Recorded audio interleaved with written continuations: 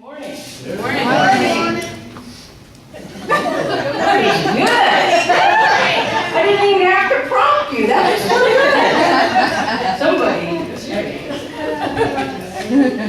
All right, your friends. We're going to have you come up and be part of the cheerleader squad. Excellent. I'm Reverend Dr. Suzi Schadle. I'm a minister here at Suncoast, and I am so happy to be here with you, starting a whole new talk series. We're in the Garden of Awakening, not to be confused with In-A-Gata-Da-Vida. I don't know, some of you might have been here when I told that story, that originally the song In-A-Gata-Da-Vida was supposed to be in the Garden of Eden, but the group was so high that when they recorded it, they just slurred all the words and it became In-A-Gata-Da-Vida, which is a huge hit. So we're in the Garden of Awakening. Okay? All right. Welcome to the garden. Did you all get your seeds? Yeah. You got seeds? All right. If you didn't get seeds, raise your hand, and Randy or somebody will bring you seeds. Randy, you pass out my seeds, because we don't want any seedless people here. We want seedless grapes and seedless watermelon, but not seedless people. All right. Jacqueline Small wrote, "A soul event is a flash of intuition or a numinous inner vision, one of those divinely inspired insights or mystical experiences that come to us seemingly out of nowhere when we are ready to grow or change. Soul events happen to us all, and they are for the purpose of marking the spiritual soul's promptings to awaken us." So guess what? Summer's over, it's fall, wake up call. Hello, ring ring. Now our past, our entire life, right through this very moment, is all a part of preparing the soil of your soul for this soul event, for this awakening of your spirit, to prepare us to plant new seeds of intention in the soil of our soul, that we might harvest the fruits of that labor, that we might bring all of that garden to fruition. So each of us has an individual little patch in the pea patch of our community garden, okay? I don't know, are pea patches a big deal here? In Seattle, they're like huge. Every neighborhood has pea patches. It's amazing. Maybe it's because we have such a short growing season, you know, that we have to just get really intense about everything. But everywhere you look, there are pea patches all throughout the city of Seattle. So maybe we should start back here. There is, by the way, a garden outside, guys, at this school, right in that little quadrangle. And now that the weather's getting a little cooler, I'm suspecting we might spend a little more time out there, maybe for meditation or, hey, who knows, maybe even for a circus. Maybe we can plant some seeds out there. Then the surprise, and the kids will go, "What are these? You know, who planted these?" Now, here's the other deal. You know, like I said, everything in our life up through this very moment, not just the good stuff in our lives, but even the distresses and the pain and the distractions and the dissatisfactions and the shadow and the what's not working, all of that awakens us out of this unconscious slumber that we can sometimes fall into. They're a wake-up call for us to really be present and pay attention. It's a call to not give up on our dreams. Do not give up on our dreams. Give up what's not working. Give that up. Nobody wants it anyway, right? Just let it go. Give up what doesn't fulfill you. Give up what does not fulfill you. It's a call. This is a call for us to see that possibilities open us up. They open us up. They open our hearts, our minds, our whole being. They open us up as we release belief and attachment to smallness, to struggle, to dissatisfaction, to a lack of passion. Give it up. Give it up. And don't give it to anybody. Just give it up. Just give it up. Did you guys get some seeds? Some seeds? Yeah, we have little seeds for you. You're not allowed to sit down and pick up your seeds. No seeds, no seeds. Thank you. Not to make a spectacle of you or anything. I just realized, oh yeah, do the one thing you should never do to somebody when they're walking in. Maybe we get spotlight. Okay. Welcome.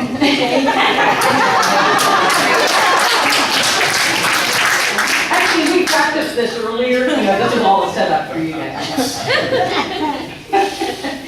Okay. She's a wild one today, isn't she? Okay. So this is a call. This is a call, not only a wake-up call to wake up to what's possible, but it's a wake-up call to release the past that no longer serves and to live in the creative moment of the present now. Now is what we have power in. We don't have power in the past. We don't have power in the future. We have power in the now. That's where we create. And every now moment is a moment of choice, filled with potentiality and possibility. And grab it, folks. Grab it. That's what we're here for. We are more than our past, and we're even more than our present circumstances. We're even more than the present moment. We are more than that. We're deeper than that. We are the power of possibility. Every single one of us, and all of us collectively, are the power of possibility and a new intended future. Not an accidental future, an intended future, which means, hey, we got to be present. We got to be intentional. We got to be conscious. No sleeping at the wheel on this deal. Hey, that rhymed. Cool. So we're no longer, or we no longer have to be, at the effect of our past, but rather we can be the cause of that intended future that we want to experience. So this is an opportunity for us to discover and to learn and to apply the principles of the garden of your life. The garden of your life. These are growth principles. These are spiritual principles. And I, for one, always wonder why Spirit gives me metaphors that have to do with things I know nothing about. Killed almost every plant I've ever tried to do anything with, including the silk ones. Although, up until now, get this, guys. I have 2 huge pots on my deck filled with gorgeous elephant ears that I am keeping alive. Never too late. It's never too late to learn how to tend the garden of your soul. So this is an opportunity to discover the principles that cause the garden of your soul, the garden of your life to grow. The principles of successful living, spiritual living, are like they're like the natural laws of the universe. They've always been there, but it's up to us to discover them and to learn how to use them rightly and to expand our ability to use them well. They're kind of like the principle of electricity. It's always been there in potential. And once we discovered it, it made life enormously fabulous. I mean, it's good to have electricity, right? Mm-hmm. Yeah. But we have to be conscious and intentional in using it and get good at using it, because if we misuse it, we could get electrocuted or blow something up. I know this because I experience. I was never good in any of the science labs. Pretty much the instructors finally said, you know what, we're just going to give you a pass on this because we don't want you blowing up the lab. Went to an all-girls high school, and chemistry lab was, I broke just about it. I had the highest lab bill of anybody because I broke pretty much everything. And this one time I kind of set the lab on fire. I said, I wonder what will happen if I mix these things. Well, there was no actual fire, but there was a lot of soot. And I'm here to tell you that women do not like soot in their hair.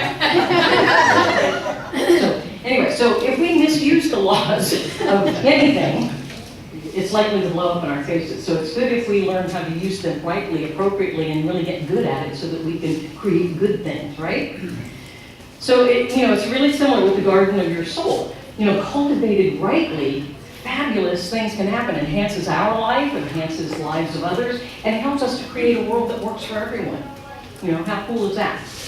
So cultivating the garden of your soul's awakening is to discover your sacred, unique reason for being, your purpose for existing, your unique purpose that no one but you can fulfill. It's to discover who you truly are and why you're here, who you've come here to be, and what you come here to do out of that beingness. Be first, then do, and then have. So here's the deal about these soul events, these soul awakenings. they're not necessarily a once-in-a-lifetime event. It can happen at various times throughout your life. You may have noticed that you've gone through kind of some life shifts, where you think, wow, my life's taken, a significant turn in this way, that way, the other way, right? Sometimes they were really fun, and sometimes they were not so fun, and yeah, depends on if you like roller coasters or not, right? But the fact is that our lives are always, we're growing and our lives are evolving, which is why these soul awakening events happen more than just one time in your life. It may seem like sometimes that your life is kind of settled into sort of this wonderful routine that, it's not bordering on boring maybe, but but it's kind of steady and just kind of flows along. You're like, yeah, I kind of found my groove. Kind of getting tired of the same song, but I found my groove. Or there are those other very exciting times where it feels like life is falling apart all around us. Ever had those? Please tell me I'm not the only one. Yeah. Welcome to the human experience. But then sometimes out of the blue, we begin to pay attention. We realize that some doors are closing and others are opening in new and very unexpected ways. I have to tell you, so many events in my life have taken me in places I never would have dreamed of or thought of. And ultimately, they've always ended up being good. That it was the right detour, the right turn of events that took me in a direction I wouldn't have come up with on my own. But once having traveled the path and gotten to the destination, I realized it was absolutely perfect and right. Even some of the ones that were pretty bumpy. And I may have even, crashed into the curb or skinned my knees or something. Sometimes those doors opening or closing or both, we catch through, sort of a flash of insight or intuition. And other times, we awaken to these awarenesses through sort of this feeling of divine discontent. Like we're just sort of a little grumbly, we're a little meh. You know what I mean, but that word.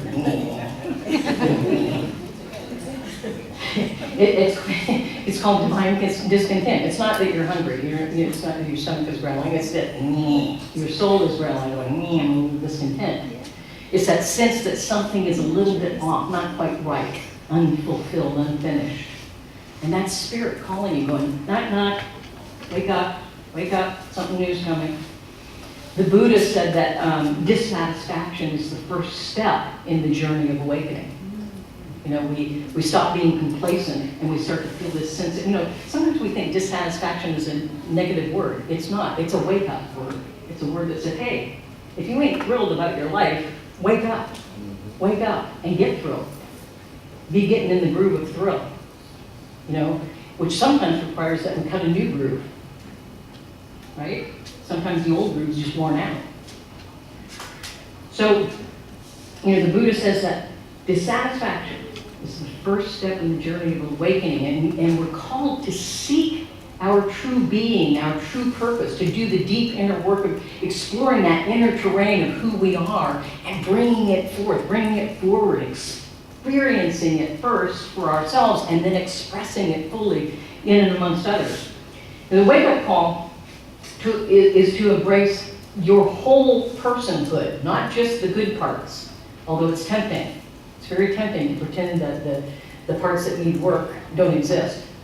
But you know what? When we polish those rough edges, a beautiful gem emerges.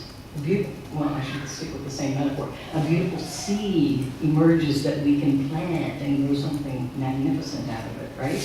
So we're called to embrace our wholeness, called to embrace even our shadow and bring it from behind out into the light. Do that with me, it feels good. Bring the shadow out from behind and into the light. And then we start to see, wow, there's some pretty cool facets to that. It's our opportunity to uncover some of our limiting core beliefs, the things that may be holding us back from being the fullness of who we are, to reevaluate some things and to release what doesn't work and to plant new seeds of intention, new seeds of belief so that they might grow into full and fabulous experiences in our lives. Limiting beliefs And painful experiences, by the way, can be fabulous teachers. They can be really great teachers, because you know why? Because they wake us up. They're like, screaming for attention. But when we pull them out from behind and out into the light, we can begin to examine them, and they can lead us to awakening and deepening and growth. They can lead us to transformation, not into somebody else or someone new, but rather into more of who we truly are and always have been, but that we bring it out into the open so that we can fully express the truth of our being, our authentic, true, highest and deepest self. So preparing the soil of your soul to grow new seeds is a wonderful thing. But here's the deal. We prepare the soil of our soul because we got this little bag of seeds, right, that we're going to plant. But you got to be quick, and you got to be awake, because guess what? Weeds also like prepared soil. Ooh, those pesky weeds, Dad, and have it in there quick sometimes. And it's sometimes hard to tell the difference, too, between the weeds and the seed. At least for me it is. You know, because some weeds are have a lot of flair and color to them, and they can, you can be fooled.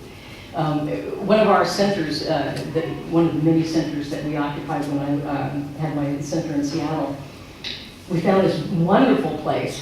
Had a church building already, on it. It was configured perfectly. I couldn't have done it myself more perfectly to suit us. And it sat up on this little grassy knoll up on 2 acres. It was absolutely fabulous. But it had been abandoned for like over a year. So everything was all overgrown and stuff. And so as we were coming to start cleaning up and stuff, there was a sort of a portico breezeway that you entered the building in. And it's all grown up and everything. And I said to some people that we were walking in, I go, wow, look at all the beautiful flowers. And there was a woman who owned a landscaping business in my congregation said, yeah, those are not flowers, those would be weeds. And I'm like, yeah, but you've got to admit they're very beautiful. Very colorful. And that may well be the case. But for the health of the garden, it's important that we know the difference between the weed and the seed and the flower, so that we can pull the weeds and we can plant and tend the seeds. Because they don't tend to coexist real well. I don't know if you've noticed that in gardens. Weeds tend to choke the life out of our seeds of intention. So we've got this great intention, and we're going, why, how come it's not growing? We're standing there going, grow, grow, grow. And it's being choked by the weeds meantime. The weeds of past conditions, the weeds of negative core beliefs that hold us back, the weeds of belief in lack and limitation, those weeds. They interfere, E-N-T-E-R, F-E-A-R, they interfere.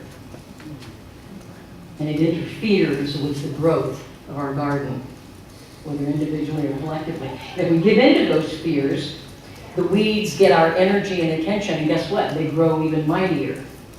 They grow even deeper roots and more abundantly blossom. Mel Weldon said, my mind is a garden, my thoughts are the seeds. My harvest will either be flowers or weeds. So, hello, it's important to know the difference, right? So take your little picture book with you and go, okay, that's very pretty, but you're a weed. Grab it. So you look within your mind and in the depth of your soul, and dig deep, pull the weeds out by their roots. We can't just pull the tops, the part we see. We've got to pull them out by the roots, or they may return to steal our energy and attention yet again. Okay, so you've got to really dig in there. Some of those weeds will be the baggage of the past, there'll be other people's opinions, preconceived notions about what outcomes are possible, over or under committing, ooh, that's a nasty weed there. Complaining and making excuses, ooh, that's a tricky weed right there. Interruptions and distractions, clutter and disorder. Oh, that is a deep weed right there. Deep weeds. Pull them out by the roots. And once we do that, we're really preparing the soil of our soul. And the other piece that we do once we pull all those things out by the roots is to forgive the past. Forgive the past. Bless it. Let it go. And then move yourself into living in the present moment, now, creation. And I have a little prayer to help with that. It's called the Knot Prayer, K-N-O-T. Yeah, this is a spelling bee. K-N-O-T, the Knot Prayer. Here it is. Listen, I love this. Please untie the knots that are in my mind, my heart, and my life. Remove the have-nots, can-nots, and do-nots. Erase the will-nots, may-nots, might-nots that may find home in my heart. Release me from the could-nots, would-nots, and should-nots that obstruct my life. And most of all, dear God, I ask that you remove from my mind, my heart, and my life all of the am-nots that I have allowed to hold me back, especially the thought that I am not good enough. Amen. Amen. Let go of the knots. Let go of the knots. Those are weeds. And once we do that, and we chunk up the soil to further prepare it and dig some little holes to receive seed, we reveal the call of our authentic, truest, highest self. We awaken ourselves to infinite possibility. Infinite possibility. We awaken that divine spark, that seed of intention that lives within the very center of our being. Remember your connection with God. Remember your connection with God and live in alignment with Spirit's call and guidance along the way. Shift your attention from the weed to the seed. From the weed to the seed. Give the seed your full attention now, because that very attention and energy will cause it to grow. So that we no longer need to be pushed by the pain of the weeds. We can be pulled by the vision of the seeds of intention. And I am here to tell you that is a much better ride. Much better ride. It's the biggest roller coaster in the world. And it's all fun. Really fun. So jump on board. Terry Cole Whitaker wrote, "All things have a season, and when that time is over, it's right to move on to the next most desirable situation as winter moves into spring." It's a wake-up call, my friends. It's a wake-up call to prepare the soil of your soul to plant new seeds of intention. New seeds of intention. Intention, the intention itself attracts the people, the things, and the circumstances it needs to grow the garden. Simply by giving our energy and attention to that intention, we literally attract everything needed to make it grow. As we become conscious and intentional, we begin to see more clearly. We see clearly. We don't need to run out on the principle of seeing is believing, but rather on the principle of believing is seeing. Believing nurtures that seed of intention, and then we begin to actually see it pop up above the soil. So we want to see clearly, we want to plant intentionally, and we want to harvest abundantly. That is the law of the garden. That is the law of the garden. It's the law of life. It's the law of creation. So, flash of insight or divine discontent doesn't really matter, or it could be a little bit of both. It could be all of that all mixed together. Awakens us to that yearning within the center of our being. That yearning, that's the seed of desire that was planted in the soil of your soul by Spirit itself. It didn't just get there by accident. Spirit plants that seed of yearning, that seed of desire, that seed of intention. Spirit is the source of the seed and the source of all that is needed to support its growth and its blossoming. We've got the best gardener, the best master gardener in the entire universe is working with us, folks. Spirit itself. Spirit is master gardener. We don't even need to know what to do. All we do is tap in and listen and be present in guidance, and we'll know. So hold in your mind a vivid inner mental picture of what it is that you want to experience in your life, individually and collectively as a community. Hold that very vivid mental picture in your mind, and then add to that a feeling in the center of your being, a feeling in your soul, that inner passionate feeling of actually living that experience right now. And I'll tell you what, your subconscious mind doesn't know the difference between whether it's really happening or you're just living it internally.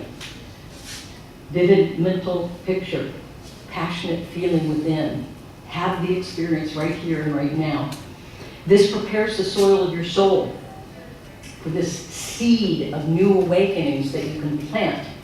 These new desires, ideas, beliefs, intentions. Those are the seeds that will plant in that prepared soil. Those ideas and thoughts and beliefs and intentions take form first inwardly, and then we begin to experience them outwardly.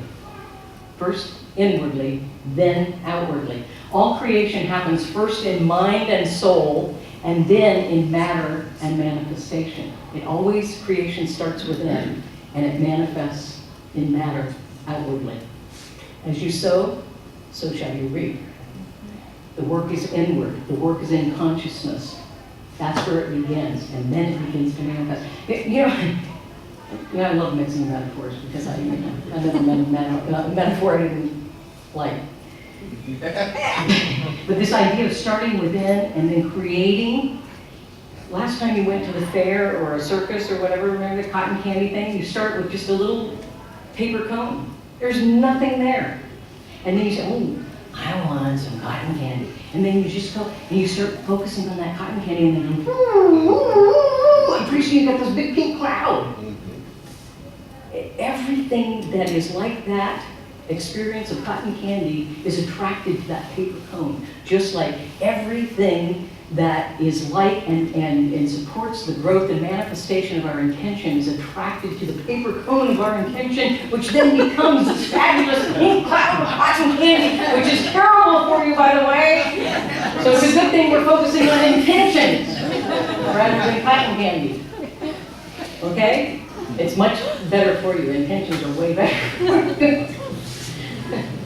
So all of creation happens in mind and soul first, and then in matter and manifestation. So prepare the soil of your soul so that we might plant the seeds and reap the benefits, reap the harvest. So blessings on your journey of tending the garden of awakening. Begin this week by preparing the soil of your soul by first of all thanking and releasing the past. Thank it, bless it, and let it go. And then embracing the seed of awakening in the now moment of creation. And you've got your little bags of seeds just to remind you what you're focusing on. Sometimes I'll put a little seed in my pocket so that every time I reach in there for my chapstick, I feel that seed and go, oh yeah. So that gives me a moment to focus on my intention. So name your seed. What are these intentions? And carry them around in your pocket or your purse. And then when you feel, oh yeah, I'm going to just give a little moment of attention here to my seed. And then we'll watch it grow. So blessings on your journey. So it is. So it is.